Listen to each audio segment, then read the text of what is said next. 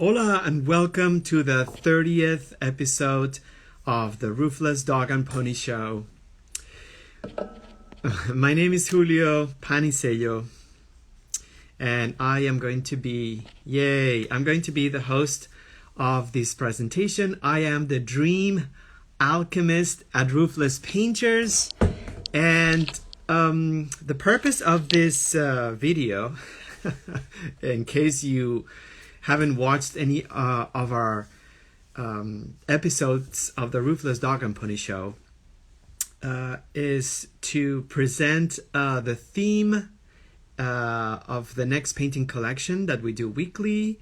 We present the inspiration behind it, also the stylistic approach or inspiration, and these episodes they serve as introduction to the painting webinar that we host every week. Hi guys.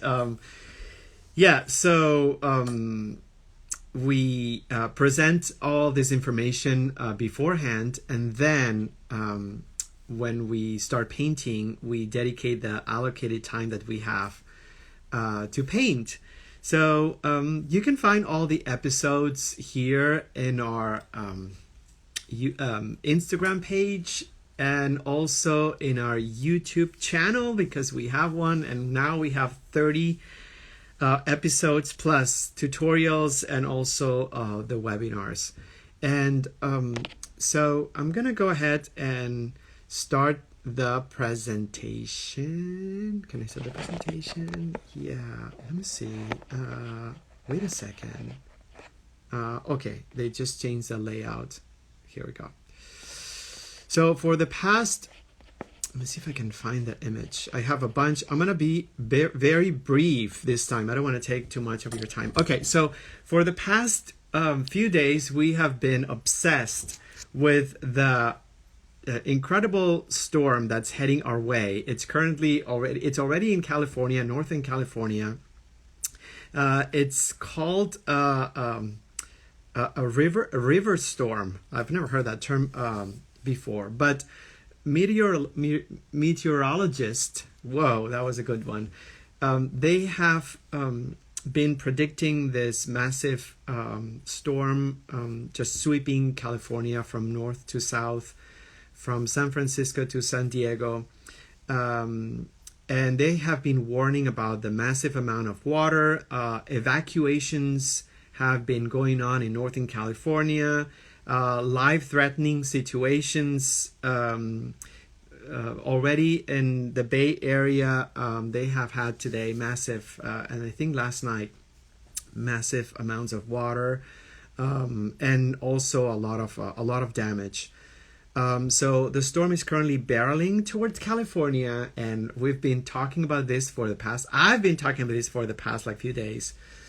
And I woke up today and it's just gorgeous outside. It's sunny and it's beautiful and it's amazing. So because we've been so connected to this news, we thought it would be a good idea to look up and contemplate our amazing Southern California sky.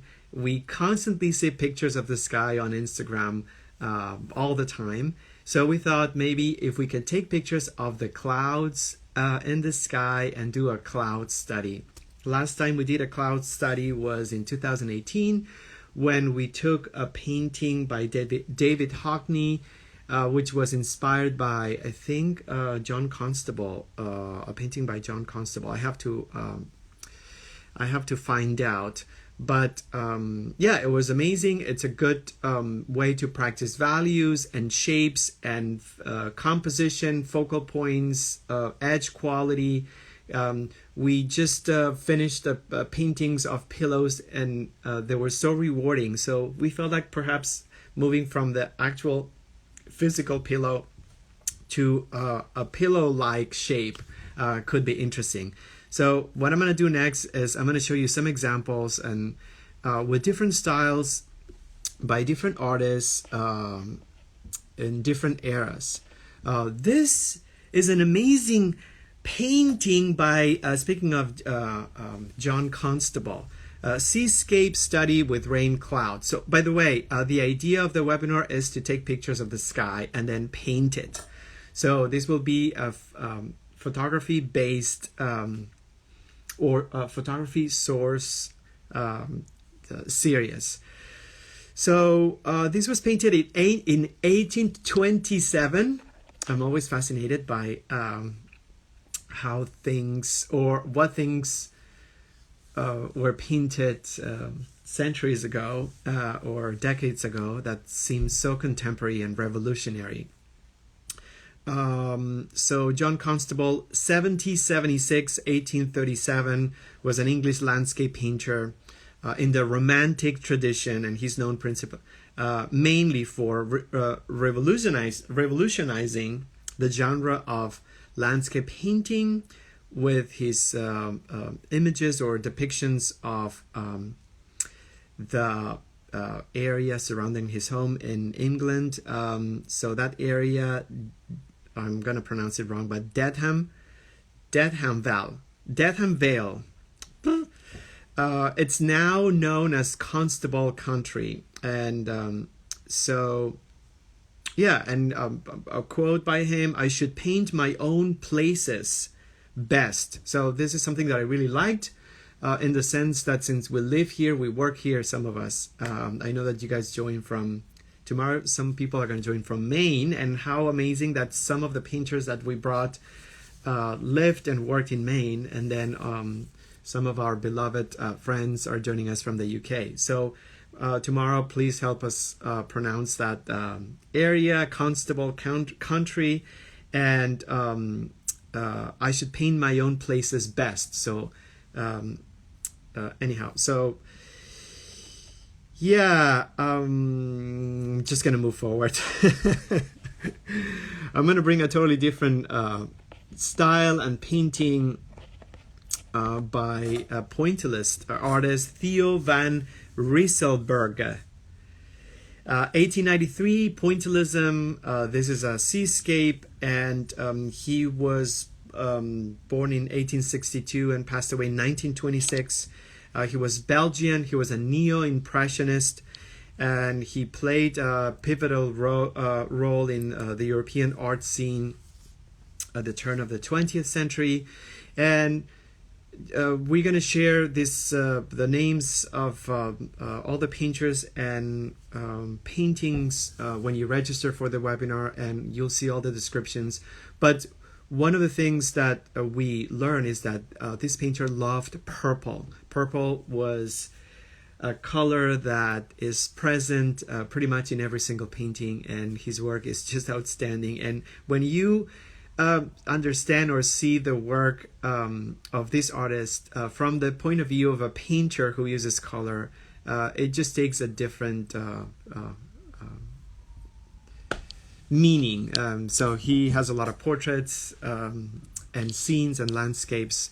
But yeah, this is a great example of using complementary palette, yellow and purple, to create not only a strong color contrast, but also pointillism was all about color blending with the eye rather than blending with blending on the palette. So yeah, anyhow, so again, compositionally, this has a little bit of the horizon line, but the idea would be to just capture clouds. The next painting also I found it fascinating. It's a cloud study. At first I wasn't sure how to view this because I realized there's some sort of a grid, and I almost felt like the artist did several studies by splitting the original format into different parts, and I'm gonna just tell you that this was painted in 1885, so this seems pretty also modern and contemporary. The idea of sectioning a format into different areas, it feels very photographic almost. This is an oil painting. The name of the artist is Eero Jamefelt, and he was Finnish painter and an art professor, and he is best known for his portraits and landscapes of the area around Colli National Park. He was a medal winner at the Paris Exposition of 1889 and 1900. Anyhow, yes. So, and he taught at the University of Helsinki. And connecting this with John Constable and the idea of painting what we know best, the place where we live and where we work, and also connecting in what we're going to do tomorrow, Friday, painting, looking up at the sky and just painting what we see. So I think I like this connection between different places, geographically, different eras, how the importance is to just do, as painters, what we can do best, which is paint our own environment.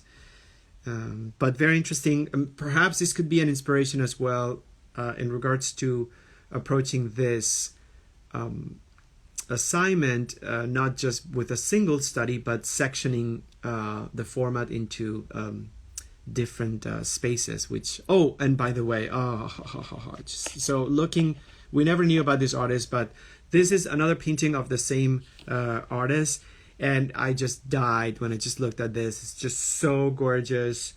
The clouds are so beautiful. The blue of the sky, of course, I wouldn't know the exact color of that blue, but the figure on the grass with the daisies being or resting or drifting into sleep.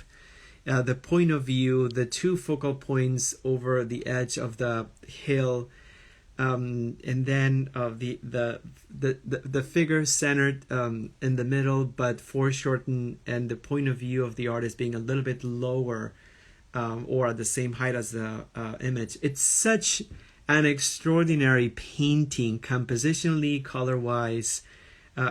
We could not resist bypass this after the cloud study and not feature it. So this painting has clouds also, and what we are inviting everyone to do is studies of clouds without necessarily any landscape involved, but we just couldn't resist to add this. It's just so beautiful. And I'm just gonna bring a different artist. I think it's this. No, it's not this one. Yeah, I found it. So this is a painting by Knud Bade, a Norwegian painter, 1808, 1879. He did mostly portraits and landscapes, and he was particularly known for his moonlight paintings, which are characterized by strong and dramatic contrast between light and shadow. Very simple painting, nice gradation in the sky on the background, and then the elements crowding and arranged on the format in a way that amplifies the space. You could almost feel like with the cropping on the right, there's an extension of that space beyond the format, which is something we're going to talk about when we talk about composition at the beginning of the webinar, and some other clouds not being cropped. So the light direction, we've been talking about this constantly. We're going to talk about the 6 divisions of light in this, maybe 5, because I don't know if we're going to have any cast shadows, but we're going to talk about that. And we're going to talk a lot about rhythm. If there is a subject in painting that is conducive of talking about rhythm and what's the difference between rhythm and pattern, is clouds. So I'm really looking forward with this. And the backlight also very interesting, because when we paint clouds, we think that they're much lighter than the sky, but this is an example of the backlight and how the clouds are a lot darker than the actual sky. And this is, it's the Maynard Dixon, Californian. Yeah, I think he was born in California. Yeah, he was born in, I think he was, right? I think so. So 1875, 1946, he was focused on the American West. He did the majority of his work not in California. He was the U.S. Southwestern cultures and landscapes at the end of the 19th century and the first half of the 20th century. I just brought this example, not just only because this is a famous painting and it has a different approach to clouds. And notice the landscape all the way at the bottom. It's very I forgot the name of the artist, but I will remember. But mostly because what I find interesting about this artist is that he was an American artist who did not travel to Paris to study painting, because we constantly bring down American painters during Impressionism, Post-Impressionism, that we feel like they're less than the French guys because they just went from the U.S. to France in order to study what they were doing, and that wasn't the case. It's kind of like a choice, really. There were a lot of things happening in Russia, and there were a lot of things happening in America, and I love the fact that he did not go there to study the French Impressionist, and he created his own style. And there's something also very genuine about being in a specific location and place and understanding the light and the space in that location, and then finding a style of painting that really brings out the best of that environment. So whatever happens in France at the turn of the century, 19th to 20th century, may work with the light and the space in France, but it may not have worked as well with the light and space in the southwest of the U.S. And I just wanted to bring this up also because it's very important as a detail. In 1917, to support America's entry into World War I, Maynard Dixon joined Lee F. Randolph, Bruce Nelson, and other prominent artists on a committee to redesign the U.S. Army camouflage, which I thought it was really beautiful, because when I see the paintings of Dixon, I see a lot of taupey colors and greens and different values. So it's very fun to read that he actually was part of the team who designed the Army camouflage of the uniform that the soldiers wore for World War One. Anyhow, nothing to do about clouds, but we need to learn more about our American painters that did amazing work during the turn of the century. Yes, the French were incredible, but history has brushed a lot of people aside, among them many people in the US, and I should say also in Russia, if you ask me, and other countries. Obviously, we're talking about the Western art. So I just want to bring this painting also. Marston Hartley, American painter, 1877, 1943. He's considered a modernist painter, and he was inspired by the scientific revolution in visual arts in Europe. So yes, he was inspired by Cubism. This is a rare landscape painting. He did a few, but he was gay, by the way, which is important. Not only we have to start studying our American painters, but we also have to recognize painters that were part of the LGBTQ community, and he was one of them. And when art history talks about his body of work, they just don't mention that aspect. And this is very important because there was a retrospective, I think, two years ago at the LACMA, and they brought some of his abstract work. But they also brought some of the work that he did in Germany in I think it was the 1930s or earlier. Yeah, it was earlier. Early 1930s, I believe. Yeah. So he was in love with a German soldier, or it wasn't a soldier, military guy. And then he has a few, I've seen these paintings, and he has a few paintings. They're not portraits because you cannot see the face, but they're paintings of pieces of a uniform, medals and bands and decorative elements and fabric. They feel very abstract, but they actually the portrait of someone in uniform. It was his lover, and he had a fascination for people in the military in Germany before or during early 1930s. Obviously, when he realized that where things were headed, he completely changed course, and his fascination with German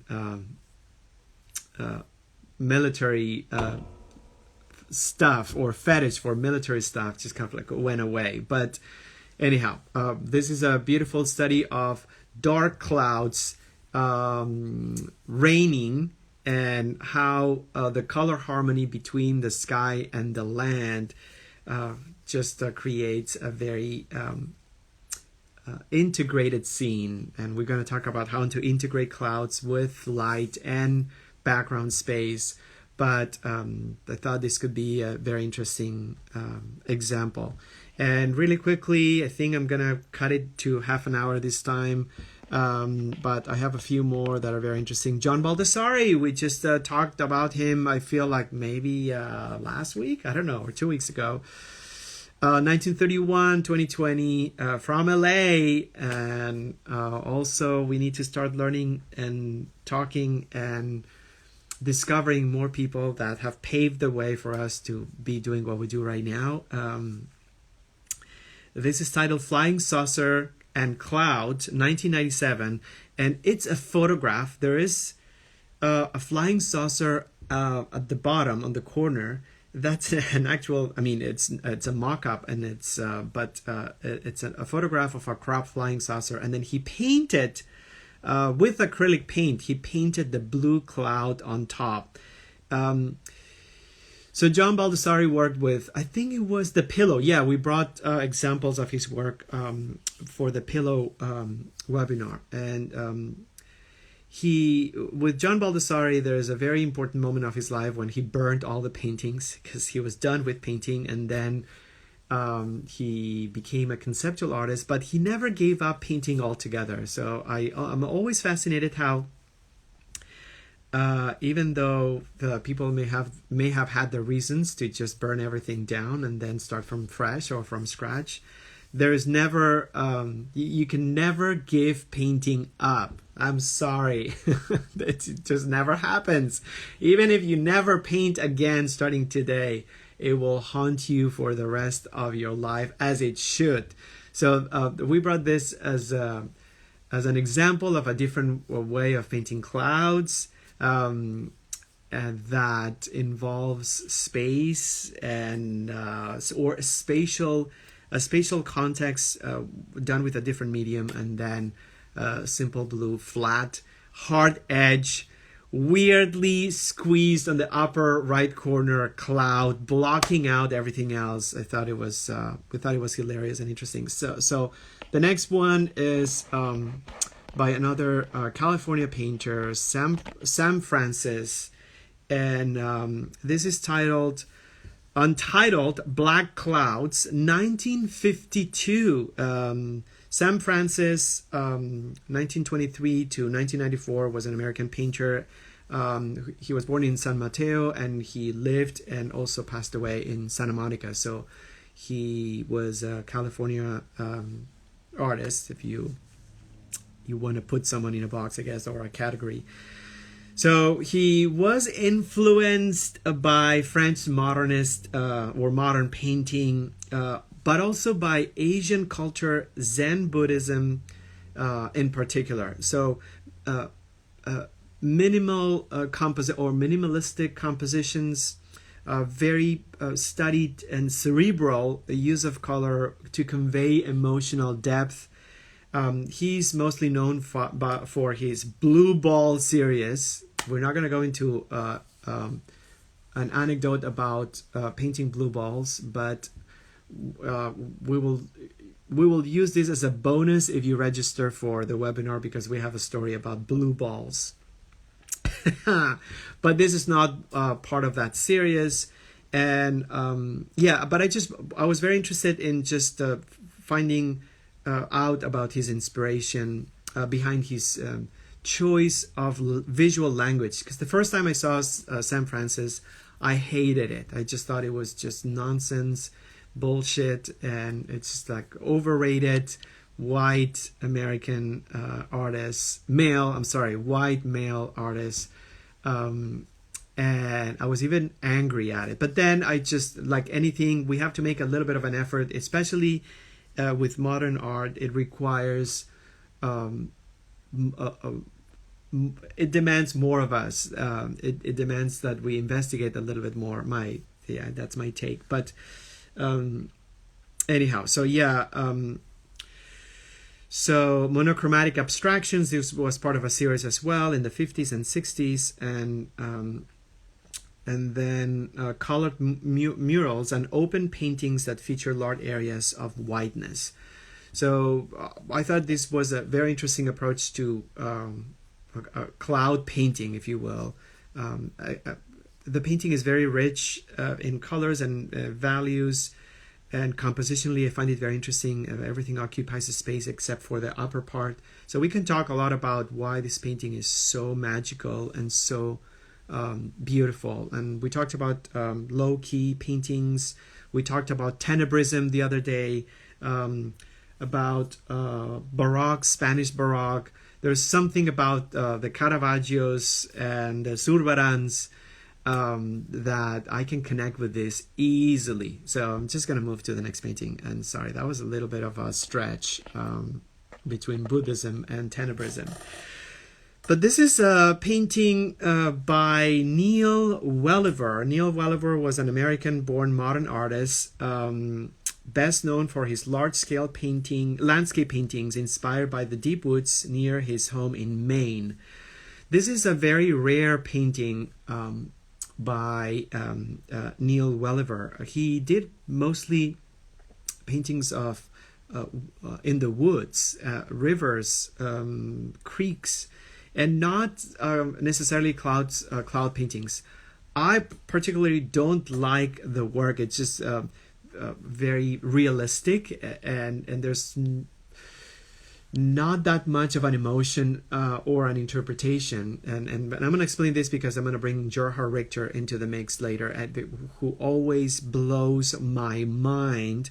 But what I did like is I like the study, and I precisely put this after the really low-key painting of the clouds, Tenebrist inspired almost, to this extremely high-key painting of clouds, mostly representational, yes.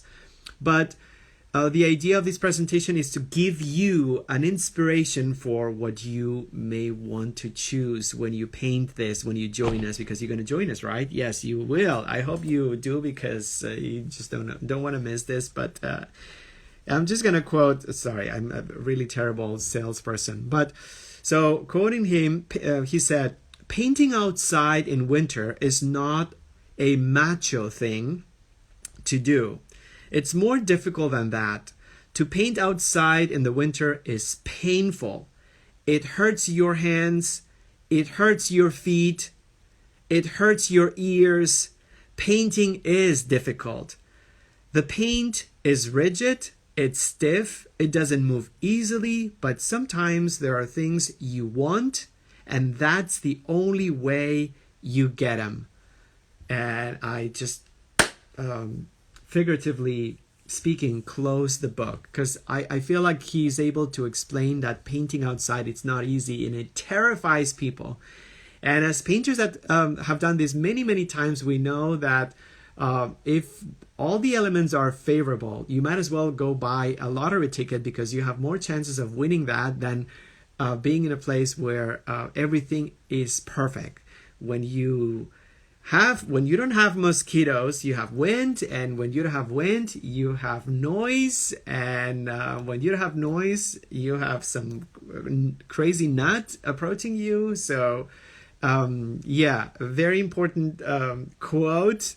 And ultimately, it comes down to in order to get what you want, there's only one way. So for this, obviously, we're not going to be painting outside when it's raining, because tomorrow it will rain, and it will rain a lot. And if it doesn't rain, I'm gonna stop believing in meteorology altogether. But because I've been losing sleep over this damn river storm. Sorry, guys. So I'm just gonna go to the next. Oh, please. Okay, stop the show. Gerhard Richter, he always blows my mind. Contemporary artist, German. Yes, he makes a lot of like money, and then he's a guy, and he's a white guy, and he just like, yes, all that and more.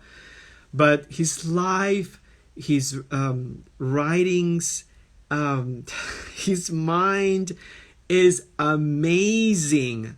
And I'm just not going to go into detail because it's already 2 minutes past half an hour, and I was determined to just keep this under half an hour. This was painted in 1969, seascape, cloudy. He made a bunch of studies of the ocean, but especially of clouds. We can talk about composition, monochromatic elements, and he is known for producing representational, figurative, hyper-realistic paintings at some point, and also the most abstract paintings you can imagine, going from sculptures made out of glass. So he is all over the place in regards of a subject, if you will. But one of the most important contemporary German artists, was one of the most important contemporary artists, period. And so nearly all of his work, and I'm reading from an article, demonstrate both illusionistic space that seems natural and the physical activity and material of painting. So he goes from the actual creation of an illusion through painting to using paint as a subject itself without creating illusions. And that is fascinating. For Richter, reality is the combination of new attempts to understand, to represent, in his case, to paint the world surrounding us. Sorry, I just finished a sentence. Yeah. So just 3 quotes that they're mind-blowing, in my opinion. First one, I am a surrealist. So to me, it's the perfect place to be if you don't want to be associated with realism or abstraction. My sole concern is the object. Otherwise, I would not take so much trouble over my choice of subjects. Otherwise, I would not paint at all. So this idea of focusing on the physicality of the product that we're making. We are process artists. We make paintings. We create something ultimately. It's not a concept. It's something physical. So I love that he actually hones in that aspect of art creation and how that may turn out to be a figurative painting at some point, or a completely abstract squeegee-like or squeegee-made soup or porridge of colors. Which looks so ugly when you see them the very first time, but they're not ugly. And when you learn about his life and his thought process, they are masterpieces.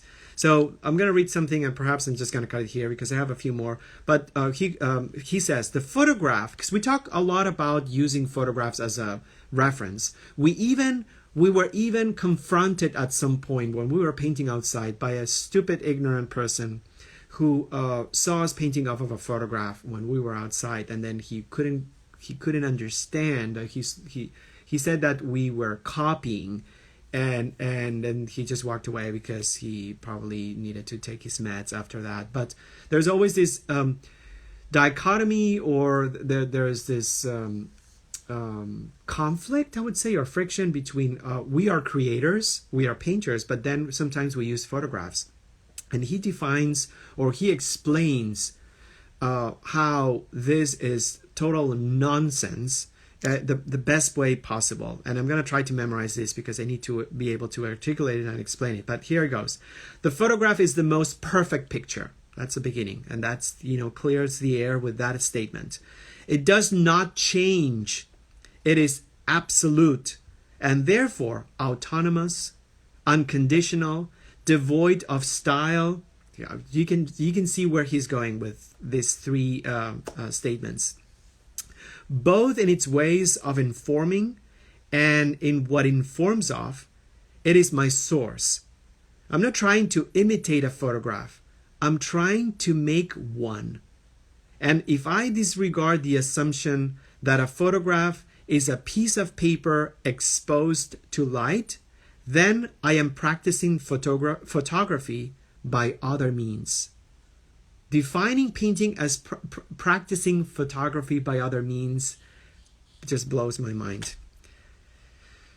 There's another part of or body of work. I don't know if you're familiar, where he blurs things, and I want to bring this quote because some of the clouds will be blurry. We're going to talk about how to avoid hard edges and create an edge quality that is rich and diverse, and the widest spectrum of quality of edges we can get. But speaking of blurs and blurring things on a painting, this is what he says. I don't create blurs. Blurring is not the most important thing, nor is it an identity tag for my pictures. In other words, it's not like a gimmick.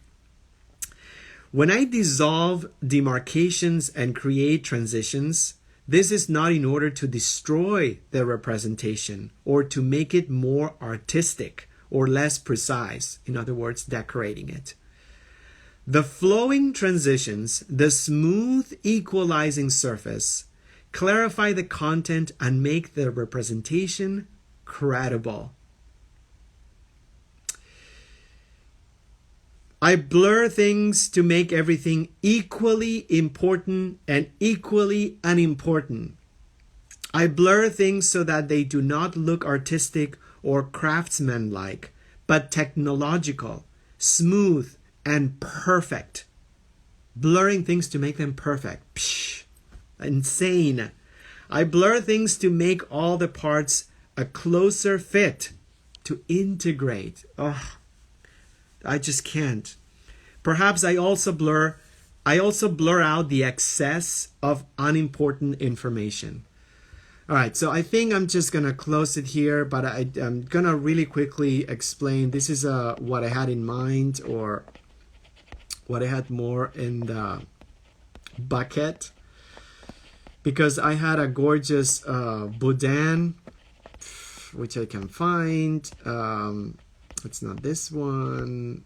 I don't have it, but I want to talk about it. I have a Paul Signac, another pointillist using vibrant color, and I don't have it. Good. I think that's the universe. Yeah, this is the Paul Signac. Another study. I had a Georgia O'Keeffe clouds. I want to talk about this, but it's just too long. I have this amazing cloud study by a Russian painter who is so incredible. Isaac Levitan, 1895. This was painted in 1895. There's writing at the bottom. It's almost like a letter to the clouds. It's just you need to Google his name, and then of course I just wanted to reserve William Turner to the end. This is a William Turner painting, and he preceded the Impressionists. We just gave them too much credit, but Monet saw his work and wanted to copy William Turner, and then he did, and Impressionism started, but it wasn't just because those guys had everything and they just invented this style. But this is a study, yacht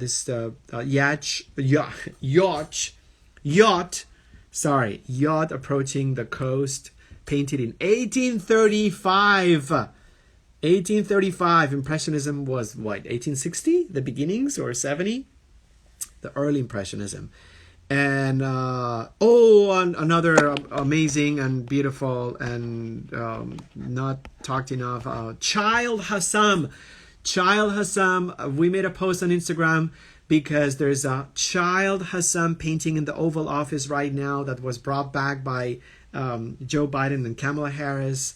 They removed the Churchills and the Jackson stupid stuff out of that place, and they brought in Child Hassam and then a bust of Rosa Parks and Cesar Chavez. First time the bust of Cesar Chavez, you guys, sits right behind the president. So every time you see this guy talk, and so please recognize that there is the very first time Cesar Chavez sculpture sits among his family portraits. It's just so incredible. Anyhow, so this is a Child Hassam.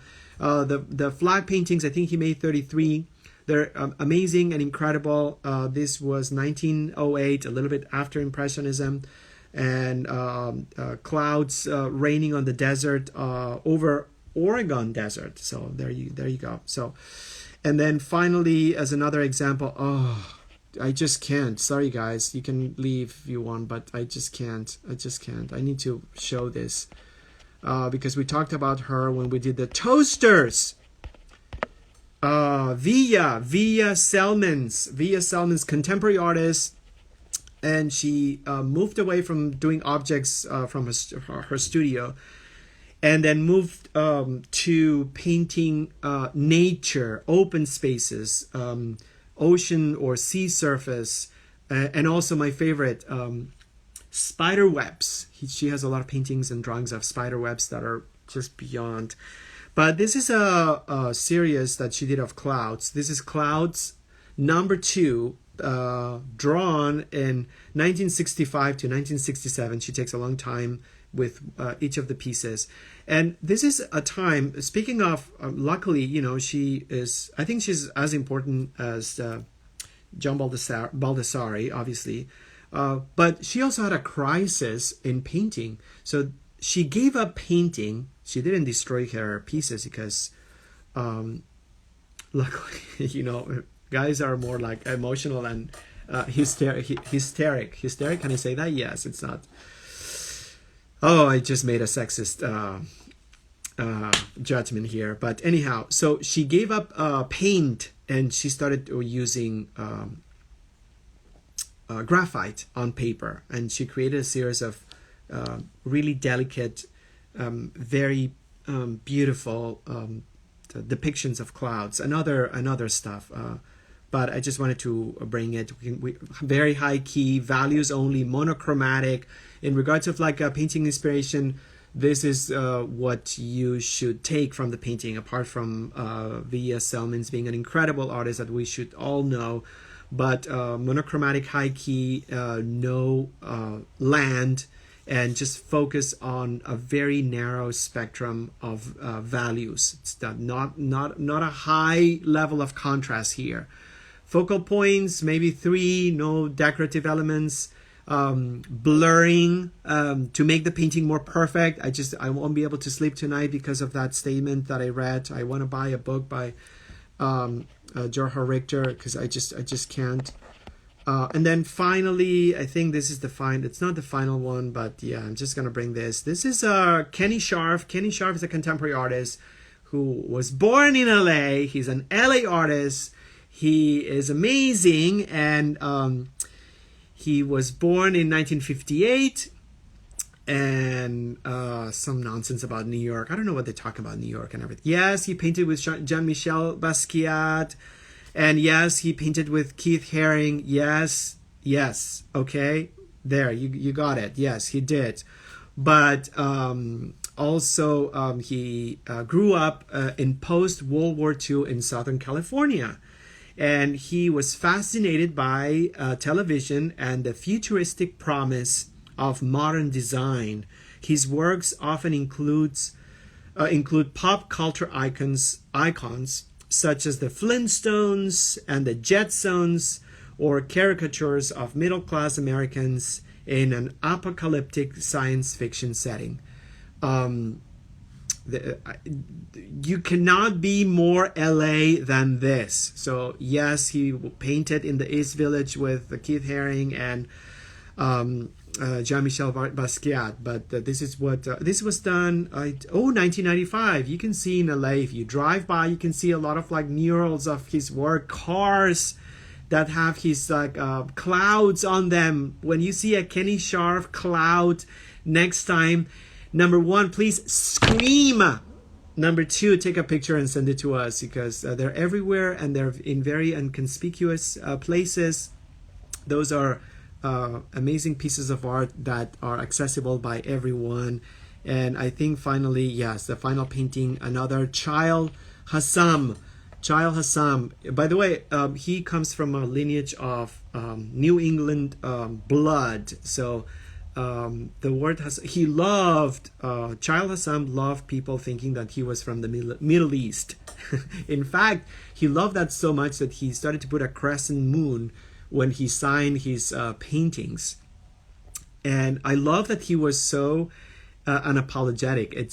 And I also love the fact that the Middle Eastern sounding last names that doesn't mean that they are from the Middle East. This is as American as it comes. Maybe that's why he didn't become super famous, because he was rediscovered recently, and by recently I would say like mid 20th century. But thanks for sticking with us. This is called The New Moon, which is today. Oh no, today we have a full moon. Sorry guys. Today we have a full moon, which we will not see, because hopefully by tonight it better rain hard or I will be super upset.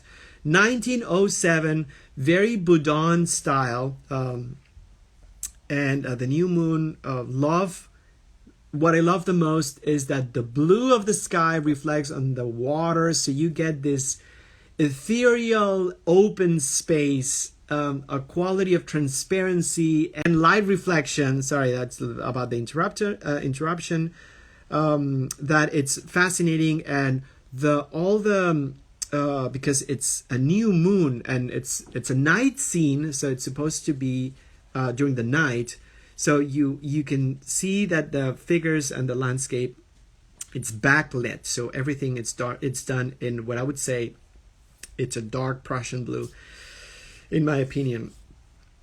From a painting point of view, the combination of cold temperature, high key colors with warm temperature, a little bit low key colors. I'm guessing a little bit of a alizarin crimson. I'm hoping it's just exquisite, fresh, direct, and going back to the amazing Gerhard Richter, a different way of taking a photograph, which now it's going to be my mantra right now. And whoever approaches and says something about copying, we're just going to slap him with some kind of like quote. All right, so you guys, thank you so much. This is, let me see if I can just see something right here. I just cannot, but sign up. You guys are incredible and amazing, and thank you. Thank you, Dina. Thank you, Louis. Thank you so much. Yeah, Lois and Laura. Oh my gosh, you guys are incredible. Hania and Hey There Projects. Thanks so much for joining. And also, who else? Oh my gosh, so many wonderful new people that. And Jen, what's up? Tomorrow we're working, so. And I can just Mia, hey, thanks for joining and putting up with all this nonsense. Casey, nice to meet you remotely. And Darlene, you are number one joining, so. We really appreciate and treasure the fact that you just went through this presentation with us. Whoa! Okay, so time for a snack. Make yourselves a cup of tea. Wait for the storm tonight. Take the furniture away or out of any front yard, backyard. Just prop up your plants so they don't break. What else? Get your rain boots out. And pick up an outfit, your umbrellas. It's going to be super windy, so don't use like a flimsy one, but get ready. It better rain, and it better rain hard, or I'm gonna be mad. Tomorrow it's gonna be raining while we paint, and we're gonna do clouds. And how refreshing is that we're finally, after 4 years, being able to go back to subjects that are a little bit more apolitical, and looking up at the sky couldn't be more symbolically refreshing, and finally reconnecting with our environment, our space, our light, and do more painterly subjects. So, bye.